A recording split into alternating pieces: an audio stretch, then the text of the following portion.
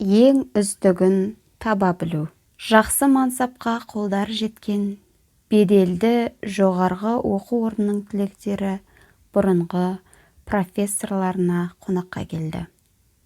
Әңгіме барысында жұмыс жайлы сөз қозғалды. Сонда түлектер көптеген қиындықтар мен өмірлік мәселелеріне шағымдана бастады. Профессор қонақтарына кофе ұсынып, ас үйден шәйнек пен әртүрлі кесе алып келді.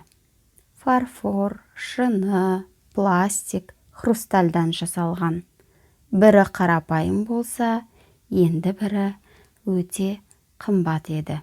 Түлектер кеселерін таңдап алғанда профессор былай деді: әдемі кеселерді таңдап, ал қарапайым, арзан кеселер орнында қалғанына назар аударыңдар.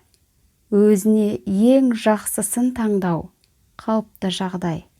Бірақ сендердің проблемаларың мен күйзелістеріңнің себебі осында. Кесенің әдемі болмауы кофенің дәміне әсер етпейді. Шын мәнінде сендерге кесе емес, кофе керек емес пе? Бірақ сендер саналы түрде ең жақсы кесені таңдап, кімге қандай кесе түскенін байқап қарадыңдар. Ал енді ойланыңдар. Өмір кофе.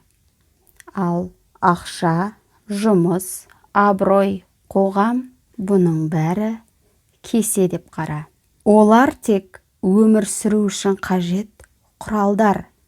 Қандай кесең бар екені өміріміздің сапасын анықтап, өзгерте алмайды.